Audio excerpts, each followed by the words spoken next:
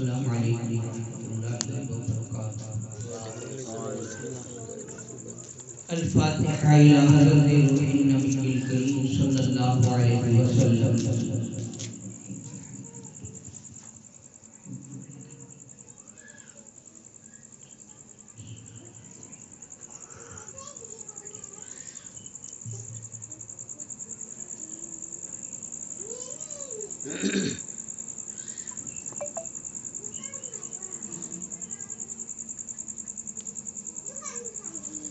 ان اللہ و ملائکتہ یصلون علی النبی یا ایھا الذین آمنوا صلوا علیہ وسلموا تسلیما۔ اللهم صل علی سیدنا محمد وعلی آل سیدنا محمد واصحابہ وبارک وسلم صلاۃ و سلام علیک یا رسول اللہ۔ سبحان ربک رب العزۃ عما یصفون وسلام علی المرسلین والحمد للہ رب العالمین لا الہ الا اللہ محمد رسول اللہ۔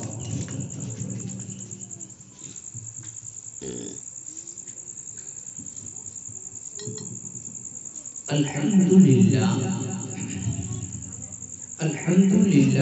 رب العالمین والصلاة والسلام علی سید الانبیاء والمرسلین۔ اما بعد فاعوذ باللہ من الشیطان الرجیم بسم اللہ الرحمن الرحیم۔ الا ان اولیاء اللہ لا خوف علیہم ولا هم یحزنون۔ صدق اللہ مولانا العظیم وبلغنا رسولہ النبی الامین المکین الکریم ونحن علی ذلک من الشاہدین والشاکرین والذاکرین والحمد للہ رب العالمین۔ بارگاہ رسالت مع صلی اللہ علیہ وسلم میں درود پاک کا نذرانہ پیش کریں اور پڑھیں۔ اللہم صلی علی سیدنا محمد وعلی آل سیدنا محمد وصحبہ وبارک وسلم صلاۃ و سلام علیک یا سیدی یا حبیبی یا رسول اللہ صلی اللہ علیہ وسلم۔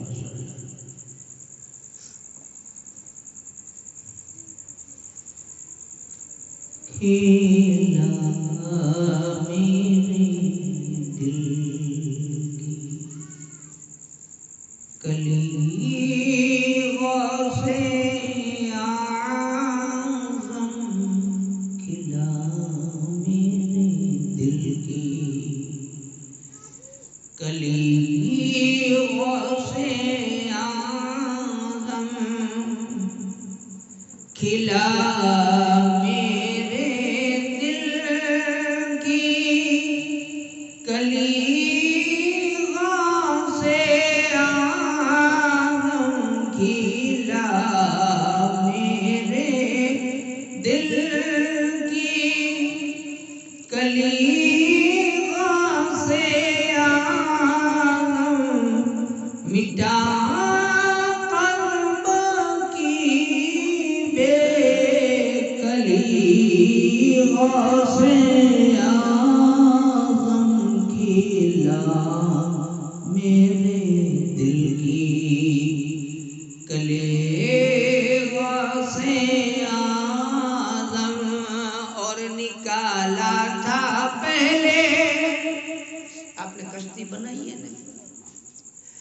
نکالا تھا پہلے تو ڈوبو ہو کو نکالا تھا پہلے تو ڈوبو ہو کو اور اب ڈوبتوں کو بچا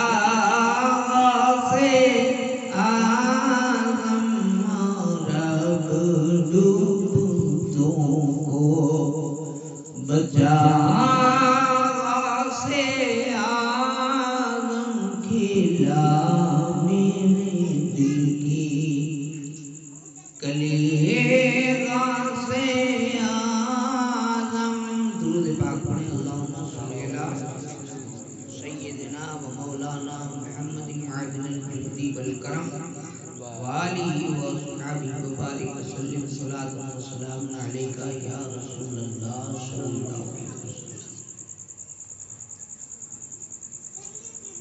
میں نے قرآن مقدس کی آیت پڑھی، الا ان اولیاء اللہ لا خوف علیہم ولا هم یحزنون، اور اس کو تو آپ اکثر سنتے ہوں گے نا، یہ آیت تو اکثر علماء پڑھتے ہیں کہ بے شک اللہ کے ولیوں کو نہ خوف ہے نہ غم ہے، یہ تو سنتے ہیں۔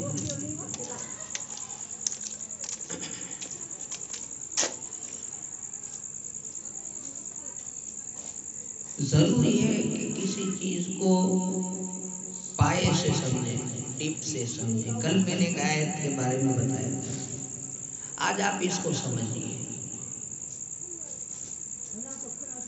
اول یہ سمجھیے کہ اگر آپ اسکول والے بچے ہیں اور آپ کے ساتھ دوسرے مذہب کے لوگ بھی پڑھتے ہوں گے، اگر خدا نہ کرے پڑھنے والے بچوں کو بھی یہ سوال ہو سکتا ہے، اور جتنی بڑی عمر کے ہیں وہ کام کاج کے دوران آپ کے ساتھی کوئی اگر آپ کو سوال کر لیں تو آپ اس کے جواب دینے کے قابل ہیں بھی یا نہیں۔ مسجد میرے خیال سے 2011 میں تعمیر ہوئی ہے نا، 2011 ہے نا کہ نیا کام 2011 میں یا اس سے پہلے کی؟ اندازہ کیا ہے کتنے سال ہوئے آپ کے یہاں کی مسجد کو؟ پتہ ہے کسی کو؟ 13 سال، ہم اس کو 15 لے لیتے ہیں، 15 سال۔ اب 15 سال سے تو خالی مسجد ہے، لیکن اس سے پہلے سے مسلمان تو آپ ماں کی گود سے ہیں، تقریریں بھی آپ نے سنی ہیں، مدرسے بھی آپ نے دیکھے ہیں۔ پہلے موبائل نہیں تھے، اب موبائل بھی ہے، آپ کی جیبوں میں ہے، انٹرنیٹ والے موبائل ہے، یوٹیوب میں بہت ساری تقریریں آپ سنتے ہوں گے، بہت بڑے بڑے پروگراموں میں گئے ہوں گے۔ میں آپ کو بڑا سوال نہیں کرتا، ایک سمپل سوال کرتا ہوں۔ اگر انگلش میں کہو تو what is the meaning of Quran, اور گجراتی میں کہو تو قرآن ایٹلے سن، ہندی میں کہو تو قرآن کا میننگ کیا ہے مجھے بتاؤ۔ آپ اگر یہ سوال باہر کسی کے سامنے سن لیں گے تو آپ کیا جواب دیں گے؟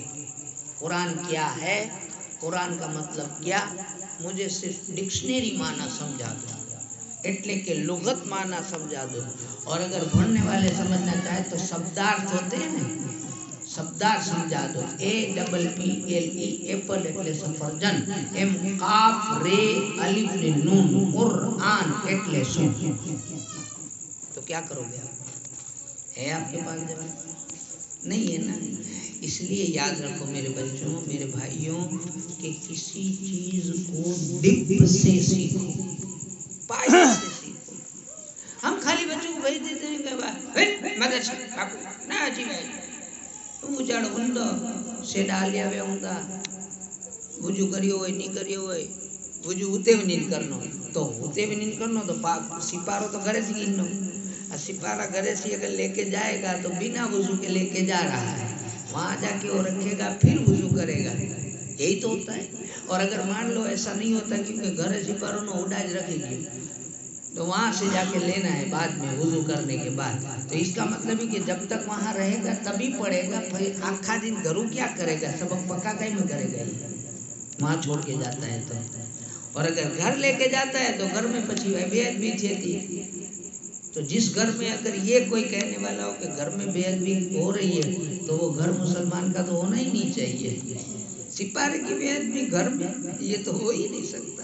ایسا ماحول ہے، ایسے نہیں سیکھنا چاہیے۔ سیکھنا یہ چاہیے کہ ہمارے بچوں کو گھر سے قرآن کی تعلیم ملنی چاہیے، اس کے ادب و احترام کی تعلیم ملنی چاہیے۔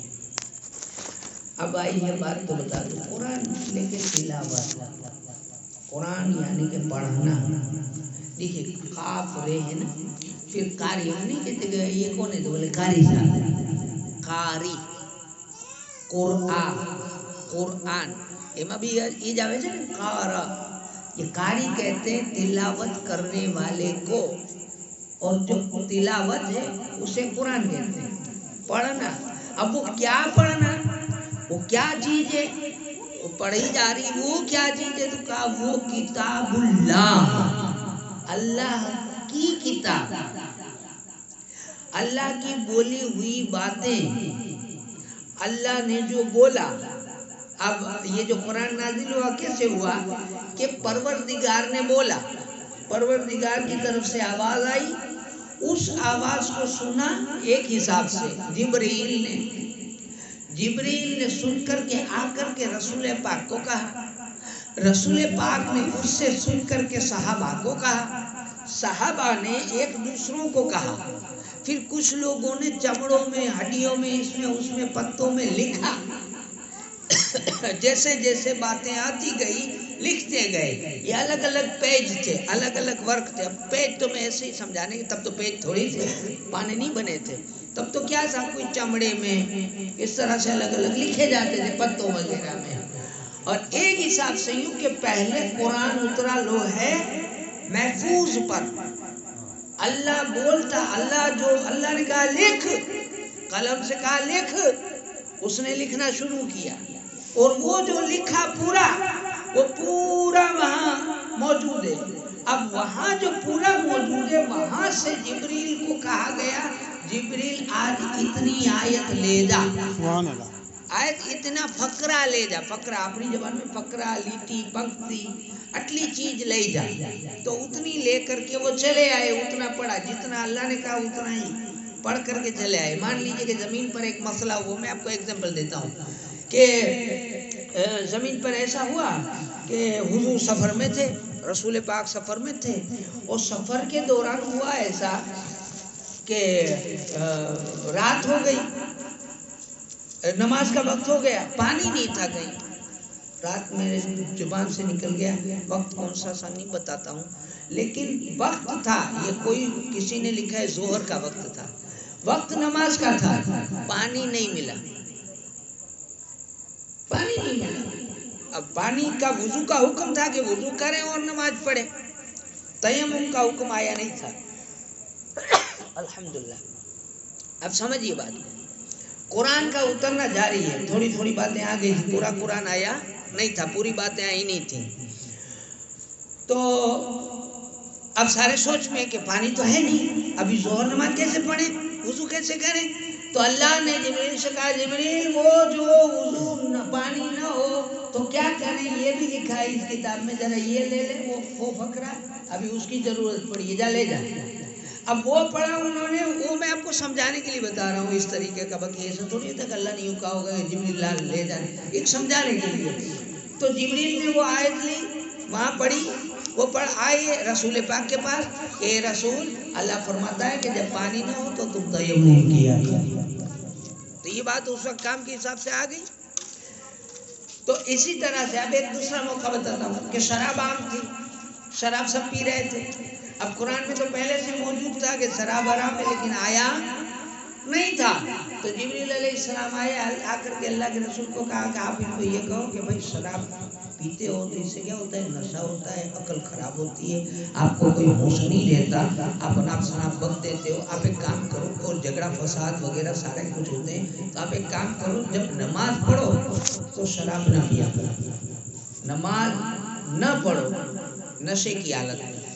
تو وقت مقرر کر دیا کہ بھئی فجر بعد، فجر کی نماز ہو جائے، بچے تو کوئی نماز ظہر کی نماز کو دیر سے، تو کہا فجر بعد پی لو تو ظہر تک اتر جاوے، ظہر بعد پی لو تو عصر تک اتر جاوے، عشاء بعد پی لو تو فجر تک اتر جاوے، یعنی ٹائمنگ ایک جیسے۔ اب تب یہ تھا، پھر اس کے بعد میں کچھ سمے کے بعد میں اللہ نے کہا کہ اب ایک کام کرو، ان کو کہہ دو بالکل حرام، یہ والی لے جاؤ۔ آپ سمجھ رہے ہیں بات کو؟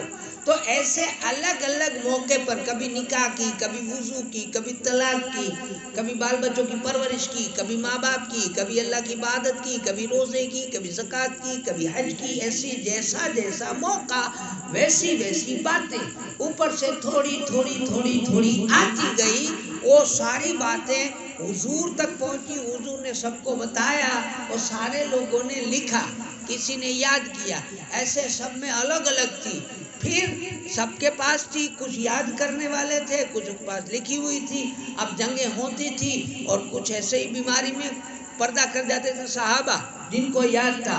اب مان لیجئے کہ آپ سب کو قرآن شریف یاد ہے، لیکن آپ سب کو جب موت آ جائے گی تو قرآن تو آپ کے ساتھ چلا جائے گا نا. تو اب کیا کرنا چاہیے؟ یا تو اسے ریکارڈ کر کے رکھ لو یا تو لکھ کے رکھ لو. تو اس لیے عثمان غنی رضی اللہ تعالیٰ عنہ کا زمانہ جب تھا تب سیدنا صدیق اکبر ہیں یا دوسرے جو بھی صحابہ ہیں وہ سارے، عثمان غنی کا خاص نام آتا ہے اس میں، سارے مل کر کے اس کتاب کو جمع کیا کہ بھائی تمہارے پاس کتنی ہیں؟ تو بولے میرے پاس 6 ہے. تمہارے پاس؟ بولے میرے پاس پوری سورت ہے. تمہارے پاس؟ میرے پاس پورا پارہ ہے. سارا لے کر کے جمع کیا، ایک کتاب کی شکل دی، اس کو کہتے ہیں قرآن. آج یہ سمجھ گئے قرآن. اور قرآن کا میننگ، تو قرآن کا میننگ لغت کے حساب سے تلاوت ہوتا ہے، پڑھنا ہوتا ہے. اب یہ کیا پڑھنا، کس کی بات ہے؟ تو اللہ نے بولا، رسول پاک صلی اللہ علیہ وسلم تک وہ بولی ہوئی باتیں وہاں لکھی تھی، وہ سب یہاں آ کر کے سب سنائی. وہ کلام اللہ کا ہے. جو باتیں آپ اور ہم پڑھتے ہیں وہ اللہ کی بولی ہوئی باتیں ہیں، کلام اللہ. ابھی سمجھ گئے اتنا؟ اب اللہ نے ولیوں کی شان کے بارے میں یوں بولا، الا ان اولیاء اللہ لا خوف علیہم ولا هم یحزنون. بے شک جو میرے ولی ہیں، ولی کا میننگ دوست، خالی دوست نہیں. ایسے تو تمہارے بھی دوست ہوں گے، میرے بھی، آپ بھی میرے دوست ہیں، میں آپ کا دوست ہوں. لیکن دوست وہ ہوتا ہے جو اپنا سب کچھ اپنے دوست کے لیے قربان کر دیتا ہے، وہ دوست. تو اللہ کہتا ہے کہ جو میرا دوست ہے، جو میرا دوست ہے، اسے کیا ہوتا ہے؟ تو کہا بے شک، بے شک اوپر بے شک ہے، بے شک قرآن ہے. قرآن میں اگر یہ بے شک نہ لکھتے تو چلتا نہیں. یہ کوئی ایسی کتاب تو نہیں کہ آئی کتاب میں نے سب کو پڑھے میں نعت شریفہ پڑھو تو جملوں کوئی برابر نہ ہوتے جی ان میں برابر راگ میں میڑ نہ تو اچے یہ جملوں کا نہیں چلو. ایسا نہیں ہے. یہ اس میں ایک ایک نقطے کی حکمت ہے. آگے بے شک اللہ نے کہا، بے شک اس لیے کہا کہ سننے والا سمجھ لے کہ خاص بات ہے، دھیان رکھیں. بے شک اللہ کے ولیوں کو، اللہ کے دوستوں کو، اللہ پر قربان ہونے والوں کو کیا نہیں ہے؟ کہا نہ کوئی خوف ہے نہ کوئی غم. خوف کن چیزوں کا ہوتا ہے؟ آپ کے پاس پیسے ہیں، آپ جا رہے ہیں گاڑی سے، آپ کو خوف ہوگا کہیں پیسے گر نہ جائیں، تو پتہ آنے والے کا خوف ہوتا ہے کہیں گاڑی کا ایکسیڈنٹ نہ ہو جائے، کہیں میرے ساتھ یہ نہ ہو جائے، بھوشیہ چنتا یہ نہیں. تو پتہ چلا فیوچر کا خوف ہوتا ہے. خوف ڈر بک اینو تعلق، اس کا تعلق بھوشیہ سے، فیوچر سے، اور غم کا تعلق بھوتکال سے، پیچھے والے سے. غم کس چیز کا ہوتا ہے؟ پیسے کھو گئے، دکان جل گئی، بیٹا گزر گیا. تو جو گیا اس کا غم، جو آئے گا اس کا ڈر. یہ نہ آنے والے کا ڈر نہ گیا اس کا غم. ان دونوں چیزوں سے اللہ ان ولیوں کو محفوظ کر لیتا. آپ سمجھ رہے ہیں بات کو؟ اس آیت کا پورا مفہوم سمجھ لیجیے. یہ نہیں ہے ہم لوگ تو یہ سمجھتے ہیں کہ اللہ کے ولیوں کو آخرت کا بھی خوف نہیں ہے. ارے میرے بھائیوں، آخرت کا ہی خوف اتنا تھا کہ یہاں سے وہ آزاد ہو گئے. آخرت کا خوف ان کو سب سے زیادہ تھا. سب سے زیادہ خوف اگر تھا کسی کو تو وہ اللہ کے ولیوں کو. ایک ولی کہتے ہیں کہ دیوا جو جلاتے ہیں نا، چراغ جلائے تو چراغ جلتا دیکھ کر کے اس کے ہاتھوں کے جوڑ ہلنے لگے، دھوجی اٹھی. ان کو باندھنا پڑتا تھا. کہا کیوں؟ کہا مجھے چراغ کی آگ دیکھ کر کے جہنم کی یاد آ گئی. غوث اعظم سے پوچھے تو غوث اعظم کہتے ہیں کہ عید کے دن لوگ کہتے ہیں آج عید ہے، آج عید ہے. میری عید تو اس دن ہوگی جس دن میں ایمان کے ساتھ دنیا سے جاؤں. حضرت عثمان غنی کو دیکھو تو قبر کی بات سنیں، قبر کی عذاب کی بات سنیں، جہنم کی بات سنیں تو ان کی داڑھی اتنی بھیگ جاتی تھی، پانی بہنے لگتا تھا، اتنا روتے تھے. ان کو اللہ کے رسول نے زمین پہ کہہ دیا تھا کہ تم جنتی ہو. جنہوں نے جنتیں خرید لی تھی پھر بھی روتے تھے. آخرت کا غم، آخرت کا خوف اتنا تھا ان سب کو. یہ سارے ولی، ایک ولی تو ایسے گزرے، ایک ولی نے کہا کہ میں 40 سال سے توبہ کر رہا ہوں. توبہ کرتے تھے، روتے تھے. 40 سال 40 سال سے توبہ کرتے تھے. کسی نے پوچھا کس معاملے کی توبہ کر رہے ہو؟ کہا کہ ایک دن بغداد میں سب کی دکانیں جلی، مجھے سماچار ملے تمہاری دکان بھی جل گئی. پھر پتا چلا کہ میری دکان نہیں جلی. میں نے کہا الحمدللہ. ابھی آپ ظاہر سی بات ہے کہ آپ کو پتا چلے گھر میں آگ لگی بتال گھر بچی تو ہم کیا کہیں گے؟ الحمدللہ کہیں گے نا. اللہ کا شکر مانیں گے کہ نہیں مانیں گے؟ ہے نا. یہ تو عام طور پہ مانیں گے.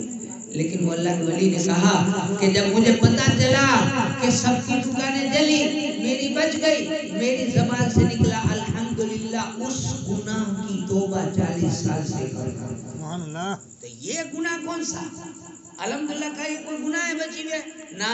تو کہا اس میں کیوں؟ کہا اس لیے کہ میرے دل میں فوراً یہ خیال ہے کہ واہ واہ واہ کیسا مسلمان ہے، تیری بچ گئی. تو الحمدللہ. تجھے یہ خیال نہیں ہے کہ باقی کی جل گئی، باقی کی جل گئی، تیری بچ گئی، تو نے الحمدللہ کہا تو باقی جلے اس کا کیا؟ اس لیے آپ سوچیے ایسی سوچ والے جو مسلمان ہوں تو اسلام آئے. ہم لوگ ایسی سوچ والے نہیں. آئیے بغداد والے کی بات بتاؤں کتنا. اب بغداد والے کا اصول کیا تھا ہمارے آقا کا، غوث پاک کا. ایک یہودی تھا گھوڑا بیچ رہا، گھوڑا یہودی جو دشمن اسلام ہے. جانتے ہیں نا آج کل تو آج اسی سے ہی نیٹ بھرا پڑا ہے فلسطین والا معاملہ، جانتے ہی بڑا دشمن ہے وہ، خطرناک. اب وہ گھوڑا بیچ رہا ہے 5000 کا گھوڑا، قیمت 5000. گھوڑا بیچا کیوں بیچ رہا تھا؟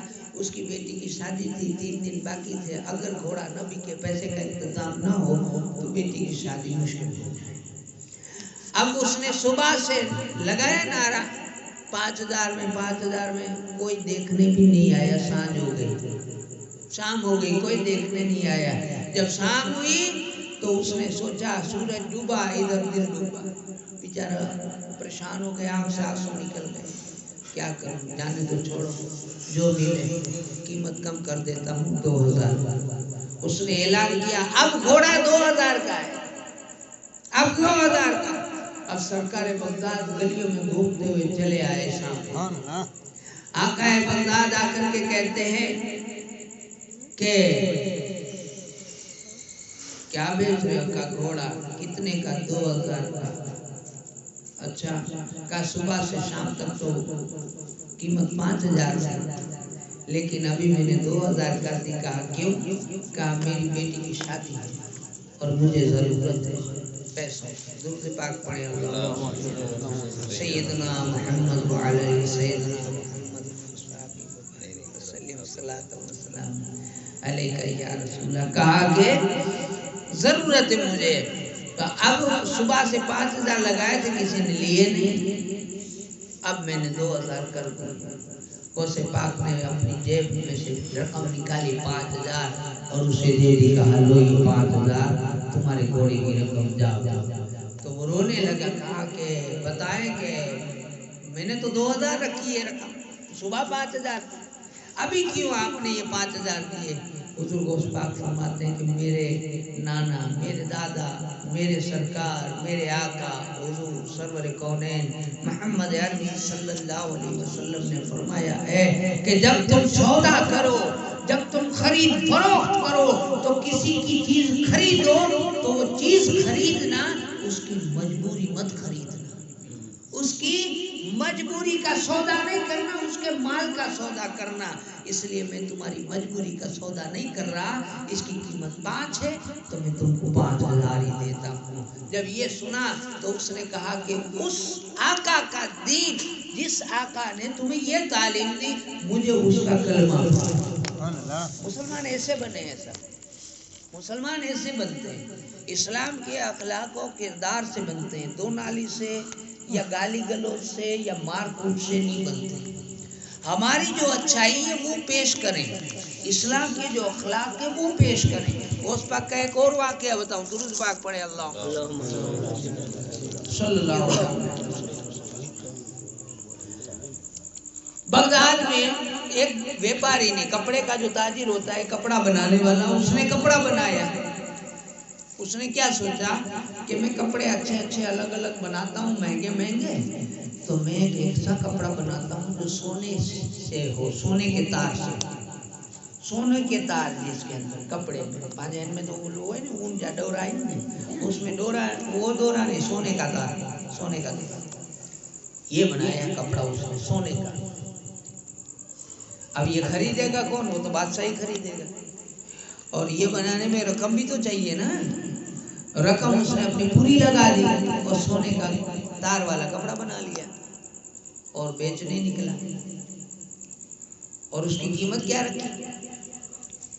قیمت یہ رکھی کہ جیسے ماپتے ہیں نا، میٹر ماپتے ہیں، تو جو ماپیں گے نا تو ماپ اس کا میٹر ویٹر سے نہیں ہوگا، آپ کے پاس جو سکہ ہو سونے کا، جو اشرفی اس وقت میں جو ہوتی تھی، وہ سکہ رکھتے جاؤ، جو ماپتے جاؤ، جتنے میں سکے رکھیں گے اتنا کپڑا آپ کا، اوپر پیسے رکھتے جاؤ، پاتھرتے جاؤ، اور جتنے میں دب جائے اتنا کپڑا آپ کا، پیسہ ہو لے۔ تمہیں سمجھے بات؟ کوئی سمجھ گئے؟ اس طرح سے اس کی قیمت رکھی، کسی نے نہیں لیا، اتنا مہنگا۔ بادشاہ کے پاس گیا، بادشاہ نے کہا کہ کپڑا سونے کا ہے؟ کہا کیا قیمت ہے؟ کہا قیمت یہ ہے۔ کہا اتنا مہنگا تو کون لے گا؟ بادشاہ نے بھی نہیں لیا، امید تو یہی تھی کہ بادشاہ لے گا، لیکن بادشاہ نے نہیں لیا۔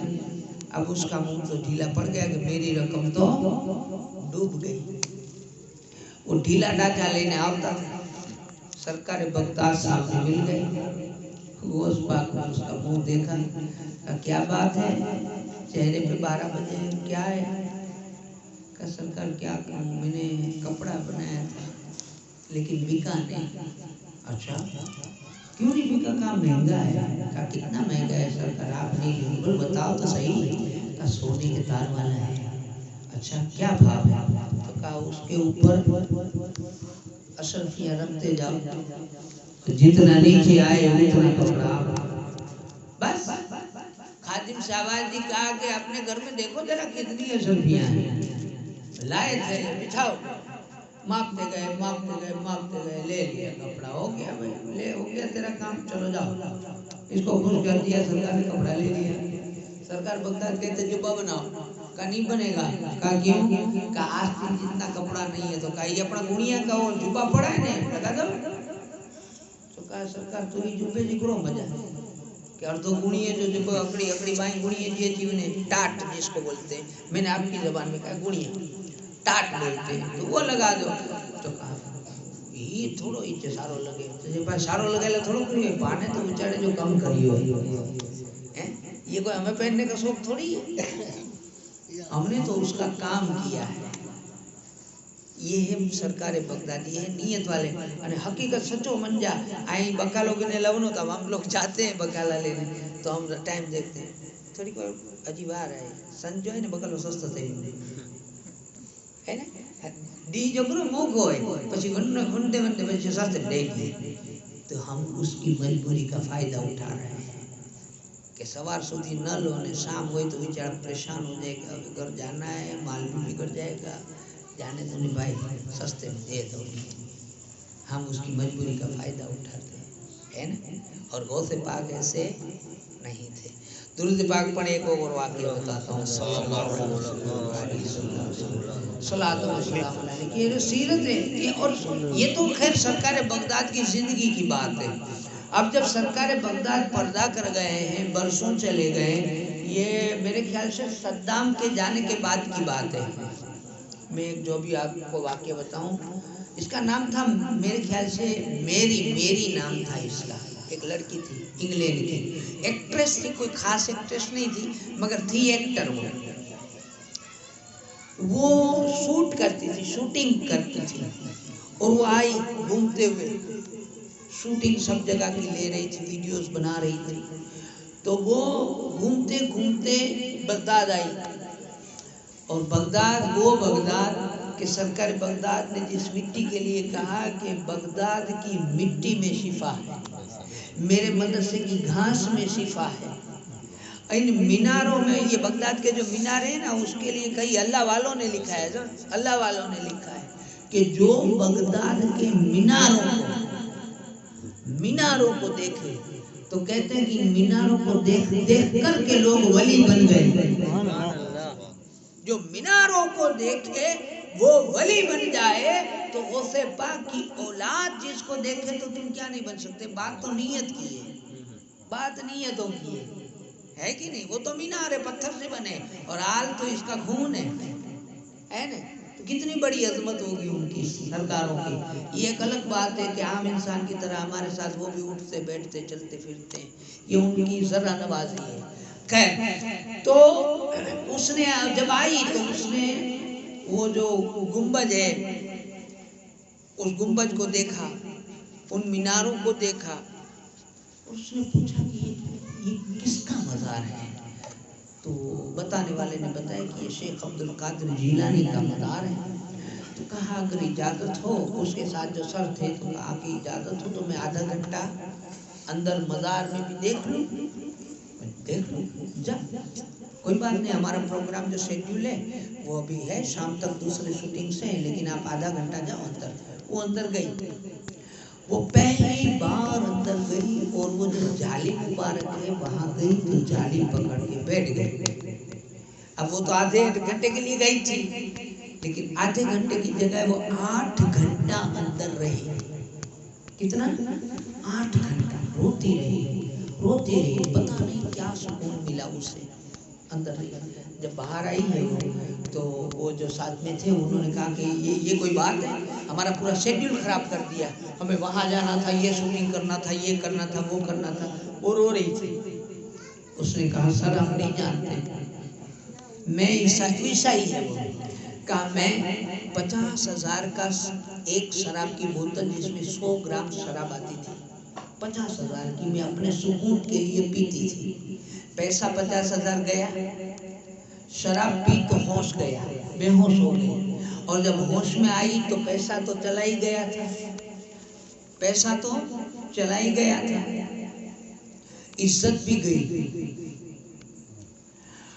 اور جس لیے پیا تھا وہ تو ملا نہیں، سکون کے لیے پیا تھا وہ ملا نہیں، لیکن خدا کی قسم میں اندر بیٹھی ہوں مجھے ایسا سکون کبھی نہیں ملا، ایسا سکون کبھی نہیں ملا۔ تو خیر پھر بات یہ آئی کہ اب چلے یہاں سے، کہا اب نہیں چلوں گی، اب تو میں اس شہر میں رہوں گی، میں مسلمان بنوں گی، میں کلمہ پڑھوں گی۔ اب غوث پاک تو چلے گئے ہیں، پردہ کر گئے ہیں، لیکن مزاروں سے بھی دین پھیل رہا ہے، مزاروں سے دین پھیل رہا ہے۔ ایک بات اور بتاؤں آپ کو، یہ تو بات ہو گئی پردہ فرمانے کے بعد کی، اب ایک بات اور بتاؤں، آج جو ہمارے یہاں رواج ہے، پھر تو اللہ کی مرضی کی بات ہے، جس کو جیسی سوچ۔ ہم لوگ دعا مانگتے، میں نے کل کہا تھا نا کہ ہم پیر بھی بدل دیتے ہیں، باپو بھی بدل دیتے ہیں، درگاہ بھی بدل دیتے ہیں۔ آپ نے یہ سنا ہے نا فرعون والا واقعہ، سنا ہے کہ نہیں سنا ہے؟ فرعون بادشاہ تھا، اس کی لاش وغیرہ دیکھتے ہوں گے آپ کے، ابھی بھی سنبھال کے رکھی ہے۔ یہ پانی میں ڈوبا، یہ بھی سب جانتے ہیں، اور موت ہوئی اس کی۔ تو موسیٰ علیہ السلام جو رسول بھی ہیں، نبی بھی ہیں، سارے نبی یاد رکھیے، سارے بدا نبی، سارے نبی کو اللہ نے شان دی ہے کہ وہ دعا مانگے اور وہ اللہ اسے قبول کرے۔ ہر نبی دعا کرے اور قبول کرے، رد نہیں ہو سکتی۔ تو موسیٰ علیہ السلام وہ نبی بھی ہیں، رسول بھی ہیں۔ موسیٰ علیہ السلام نے جب فرعون کی سختیاں بڑھ گئی، اللہ سے کہا، آپ بھی دعا کرتے ہیں، ہم بھی کرتے ہیں، موسیٰ علیہ السلام نے کہا فرعون کے ظلم بڑھ گئے ہیں، اسے غارت کر دے، اسے غارت کر دے۔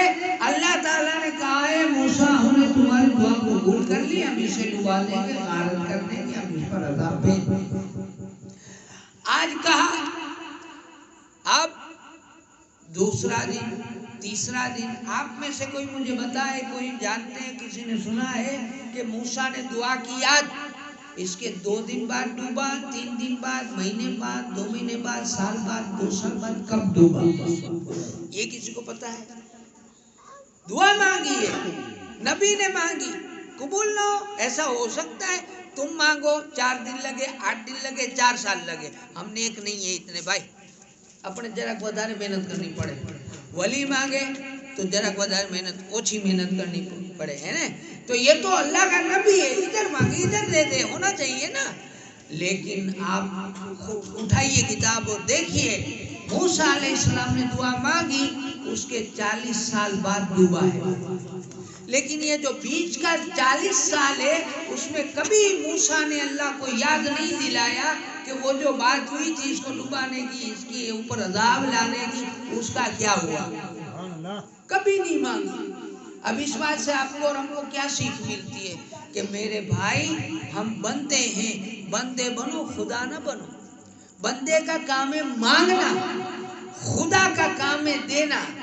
بندہ مانگے، اللہ نے قرآن میں کہا ادعونی استجب لکم، تم دعا کرو میں قبول کروں گا، لیکن یہ نہیں کہا کہ کب کروں گا. قبول ہو گئی، تم نے مانگا، میرا وعدہ ہے میں دوں گا، کب دوں گا یہ میری مرضی.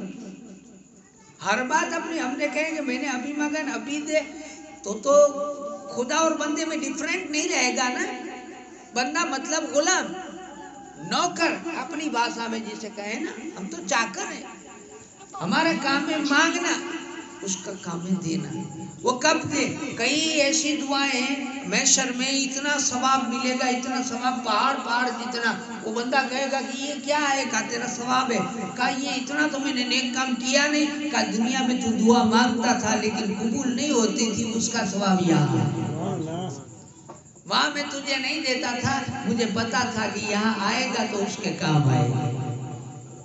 یہ غوث پاک کی بارگاہ میں بیٹھنے والوں کو کئی بار ایسا بھی ہوتا ہے کہ ایک درگاہ کا چکر آپ لگائیں نا تو آپ آج گئے، کل گئے، پرسوں گئے، آپ کا کام نہیں ہو رہا ہے، آپ کو یہ لگ رہا ہے، لیکن آپ کو مل کیا رہا ہے وہ آپ کو پتا نہیں ہوتا. ہم لوگ جب کسی مزار پر جاتے ہیں نا، فیض تو ہوتا ہی ہے. ہم مانگنے گئے تھے روزی، نہیں ملی، 40 دن تک کے کھائے، نہیں ملی. لیکن ہمیں یہ نہیں پتا کہ ہماری گاڑی جب نکلے گی گھر سے تو پیچھے گیس کا باٹلا پھٹنے والا تھا، یہ اللہ نے بچا لیا ہے. یہ پتا ہے ہم کو. بچے کا ایکسیڈنٹ ہونے والا تھا، اس سے ہمیں بچا لیا اللہ نے. تو آپ سمجھ رہے ہیں میری بات کو؟ ضروری نہیں ہے کہ جو مانگو وہی ملے. ہو سکتا ہے کہ اللہ نے کچھ دوسرا بھی دے دیا اور آپ کو پتا نہ ہو. آپ کہیں گے جی وہ کیسے؟ میں بتاتا ہوں داخلہ. ابھی درود پاک پڑھیے، اللہم صلی علی سیدنا محمد وعلی آل سیدنا محمد وحبیب وبارک وسلم صلاۃ و سلام علی رسول اللہ. غوث پاک کا دربار ہے اور غوث پاک کے دربار میں 2 تھے چاکر جو چاکری کرتے تھے، خدمت کرتے تھے. ایک جوتا سنبھالتے تھے، ایک لوٹے سے لوگوں کو وضو کراتے تھے. یہ سنا ہوگا آپ نے. ایک وضو کراتے تھے اور ایک جوتا سنبھالتے تھے. 40 سال تک یہ کام کیا، 40 سال. ایک دن دونوں باتیں کر رہے ہیں کہ بھائی تم جوتے سنبھالتے ہو، ہم لوٹے سے. آنے والے جو بھی آتے ہیں، مہمان تو آتے رہتے ہیں غوث پاک کے پاس، تو ان کو وضو کرائے. ان کو وضو کرانا، بس یہی کام کر کے بیٹھ جائے. دروازے کے باہر ہو، باہر بیٹھنے کا، آنے والے کو وضو کروا دینے کا، اور ایک کا کام چپل سنبھالنے کا. بس یہ کام 40 سال. اب وہاں تو غوث پاک کا تو وہ دربار ہے کہ جہاں ولی بھی آئے، اولیاء آئے، اقطاب آئے، قطب آئے، ابدال آئے. غوث پاک کا تو وہ دربار تھا، تو وہاں آیا کرتے تھے اور یہ وضو کروایا کرتے تھے، یہ جوتی سنبھالا کیا کرتے تھے غوث پاک کے دربار میں. اب ایک دن دونوں نے باتیں کی کہ ایک بات بتاؤ یار، یہاں کیوں آتے ہیں؟ کیا ملتا ہے لوگوں کو کیا ملتا ہے؟ کہا چلو ہم باہر جاتے ہیں کہیں. اب وہاں پر جو مہمان آئے تھے اس میں 2 اوتاد تھے، بڑے پوسٹ والے ولی تھے، بہت بڑے 2 تھے. اب ان دونوں ولیوں کو یہ پتا نہیں تھا کہ یہ دونوں جو ہیں، انہوں نے مطلب بتایا نہیں اور ایسے ہی نکل گئے ان دونوں کے ساتھ. کہا کہ چلو ہم بھی آپ کے ساتھ چلتے ہیں، باہر کا مزہ لینے. ادھر کسی کو کہا نہیں. چلے گئے دونوں ان کے ساتھ. جب ساتھ گئے، تھوڑا چلے، سفر کیا. وہ جو ولی آئے تھے نا 2 ملنے کے لیے غوث پاک کو، وہ جب واپس پلٹے تو یہ دونوں انجان ہو کر کے ان کے ساتھ نکل گئے. جب ساتھ میں گئے تو راستے میں بھوک لگی، راستے میں بھوک لگی تو کہا دیکھو ہم کھانے والے بندے نہیں ہیں، چلو چلنا ہے تو پھر چلے، تھوڑا آگے چلے تو زیادہ ہو گئے کہ بھوک لگی ہے، تو کہا ایک کام کرو دعا کرو، ہم لوگوں کے پاس کھانا کیسا، ہم تو دعا کرتے عبادت کرتے۔ تو ایک نے دعا کی، ایک نے دعا کی تو آسمان سے دسترخوان آیا، سب نے کھایا، چلے کھایا، کھانا کھایا تو نیند آئی، کہا نیند نہیں، ہم لوگ سوتے نہیں ہیں، کہا اچھا چلو، تو مجبوری میں چلو اور کیا، ساتھ میں چلے، تھوڑا اور چلے تو پھر بھوک لگی، تو پھر دوسرے جو ولی تھے انہوں نے دعا کی، انہوں نے دعا کی تو کھانا آیا اور سب نے کھا لیا، پھر آگے چلے، اور پھر اب جب بھوک لگی ہے تو اب دعا کون کرے، تو وہ جو ولی تھے انہوں نے تو کر لی تھی۔ اب یہ جو دونوں تھے یہ پڑھے لکھے نہیں تھے، خالی یہ جوتی سنبھالنا نہیں، یہ لوٹا سے وضو کرانا، یہی لوٹے والے بابا تھے، تو ان کو کہا کہ اب تم لوگ دعا مانگو، ہم لوگ تو پڑھے لکھے نہیں، ہم تو خالی گوشت پاک کے وہاں ایک کہے کہ ہوں تو لوٹے سے وضو کراتا تھا اور دوسرا کہے کہ ہوں تو خالی جوتے سنبھالتا تھا، ہمیں کوئی پڑھے لکھے نہیں ہے بھائی۔ تو کہا پڑھے لکھے ہو کہ نہیں ہو یہ ہم لوگ کو نہیں پتا، تم دعا مانگو، اگر کچھ چاہیے تو دعا مانگو یا تو بھوکے مرو، اب مرتے کیا نہ کرتے، دعا مانگی، دھیان سے سننا مسلمانوں، بہت اچھی بات ہے، دعا مانگی، انہوں نے دعا کی پروردگار اس کے وسیلے سے تو ہماری دعا قبول کر، جس کا وسیلہ لے کر یہ لوگ دعا مانگتے اور تو کھانا دیتا ہے۔ سمجھ میں آ رہی ہے بات، کیونکہ صبح میں ان دونوں نے دعا مانگی تھی تو کھانا آیا تھا، تو اللہ یہ جو ولی ہے یہ دعا کرتے ہیں، کسی کے وسیلے سے مانگتے ہیں، اور تو آسمان سے دسترخوان بھیجتا ہے، بس اسی کے وسیلے سے تو دسترخوان بھیجتے۔ تو ایک نے دعا مانگی تو دو دسترخوان آئے، انہوں نے مانگی تھی تو ایک آیا، انہوں نے مانگی تو دو آیا۔ اب انہوں نے جب دعا مانگی اور دسترخوان دو آئے، انہوں نے کہا تم تو کہتے تھے کہ ہم پڑھے لکھے نہیں ہیں تو تمہارے مانگنے سے یہ دو آئے، ایسے کیسے ہوا، کہا ہم تو کچھ نہیں جانتے، تو کہا کیا دعا مانگی، کہا ہم نے دعا مانگی کہ آپ نے جن کے وسیلے سے دعا مانگی ہے ان کے وسیلے سے اللہ مدد کر دے، دعا قبول کر لے۔ تو کہا تم جانتے ہو ہم کس کے وسیلے سے دعا کرتے ہیں، کہا نہیں، تبھی تو کہا کہ یہ جن کے وسیلے سے، نہیں تو نام نہیں لیتے، ہمیں کیا پتا تم کس کے وسیلے سے مانگتے ہو۔ اب انہوں نے کہا کہ ہم اللہ سے یہ مانگتے ہیں کہ اے اللہ، جو غوث پاک کے دربار میں بیٹھ کر جوتے سنبھالتے ہیں، جو پانی کے لوٹے سے وضو کرواتے ہیں، ان خادموں کے وسیلے سے کھانا عطا کر، ہم ان کے وسیلے سے مانگتے ہیں۔ انہوں نے کپڑے پھاڑ دی، وجد میں آ گئے، کہا اللہ اللہ، بے ہنر غوث پاک کے دربار میں بیٹھے تو اللہ نے ہمیں کیا رتبہ دے دیا ہے، انہیں تو پتہ ہی نہیں تھا کہ ہم کتنے بڑے ولی ہیں، اللہ کے بارگاہ میں کتنے بڑے بلند مرتبے۔ اب سوچو ذرا، یہ حال تو بے ہنر کا، بے پڑھے لکھے نوکری کرنے والے کا ہے، غوث پاک کے دربار میں بیٹھنے والوں کا یہ مرتبہ ہے، تو آپ اور ہم اگر چاہیں تو وہ اپنے شعر تو ہم بہت پڑھتے، مٹا دے اپنی ہستی کو اگر کچھ مرتبہ چاہے، یہ خالی پڑھنے میں اچھا لگتا ہے، مٹا دے اپنی ہستی کو، یہ معمولی نہیں ہے۔ مٹا دے کا مطلب یہ ہوتا ہے کہ اپنی ہر خواہش کو مارنا پڑتا ہے، مارنا پڑتا ہے۔ شریعت کہتی ہے کہ ایسے کپڑے پہنو، من کہتا ہے کہ یہ پہنو، شریعت کہتی ہے نماز کا ٹائم ہے، ہم کہتے ہیں کہ ہمیں کام ہے، شریعت کہتی ہے کہ اسلام میں ناچ گانا حرام ہے، ہم کہتے ہیں کہ زمانے کے حساب سے چلتا ہے، دونوں کا ہمارا میل نہیں جامتا۔ تو اگر ہم اللہ اور رسول کو، ولیوں کو اگر نظر میں رکھیں، ان کے طریقوں کو نظر میں رکھیں، اور پھر اپنے من کو مارتے چلیں، موت قبل الموت، مر جا اس سے پہلے کہ تمہیں موت آئے، یہ ہے ولیوں کی شان، یہ ہے اللہ والوں کی شان، کہ اگر حقیقت میں آپ اور ہم چاہتے ہیں، ابھی کل 11ویں ہے، اگر آپ چاہتے ہیں غوث پاک کا فضل، اگر غوث پاک کی مہربانی، تو غوث پاک نے مدرس، ایک جنا تھا، ایک مرنے پڑا تھا، مرنے ٹنگ گیا تھا، اس کو لے آئے غوث پاک کے پاس میں، کہا کہ سرکار اب اس کی شفا کا کچھ کرو، تو غوث پاک نے زمین سے کچھ اٹھایا، اس کے منہ میں ڈال دیا، اس کے منہ میں میں ڈال دیا تو اٹھ بیٹھا, کھڑا ہو گیا, اچھا ہو گیا. لوگ گھر والوں نے پوچھا کہ آقا یہ آپ نے کیا کھلایا؟ کہا میں نے میرے مدرسے کے بچے جس گھاس پر چلتے ہیں اس گھاس کو اس کے منہ میں ڈال دیا. یہ تو شان مدرسے کی, یہ تو شان غوث پاک کے مدرسے کی. اس لیے مسلمانوں, اگر ہمیں چاہیے کہ غوث پاک کی سچی نسبت چاہیے اور غوث پاک کا سچ میں کرم چاہیے. آخری بات سن لیں, ایک بار غوث پاک نے کیا ہوا کہ ایک کشتی ڈوب رہی تھی, کشتی ڈوب رہی تھی تو اندر سے مرید نے پکارا اگسنی یا غوث پاک بچا لے بچا لے. تو سارے جو مریدین تھے انہوں نے کہا غوث پاک وہ دیکھو ڈوب رہا ہے اور آپ کا مرید ہے, آپ بچا لے. کہا میرا مرید, کہا ہاں آپ کے ہاتھ میں ہاتھ دیا ہے؟ کہ میرے ہاتھ میں ہاتھ دیا ہے؟ ہاں آپ کے ہاتھ میں ہاتھ دیا ہے. تو غوث پاک نے ہاتھ بڑھایا, ہاتھ بڑھایا, اس کا ہاتھ پکڑا, ہاتھ کھینچ لیا. دھیان سے, ہاتھ کھینچ لیا, ہاتھ آ گیا, وہ ڈوب گیا. اب کیا مطلب؟ مطلب صاف ہے, ہاتھ دیا تھا دل نہیں دیا. تو ہم اور آپ مرید تو بن جاتے ہیں, ہاتھ دیتے ہیں دل نہیں دیتے. مرید ہونے کا مطلب ہے کہ اپنے آپ کو غوث پاک کی بارگاہ میں بیچ دینا. جڈے پا ویچائے ونجے تو پانجو گھی نہ رونو, پچھی پانجی مرضی نہ ہلنی, ہماری مرضی نہیں, پھر پیران پیر کی مرضی چلتی ہے, پھر اللہ رسول کی مرضی چلتی ہے.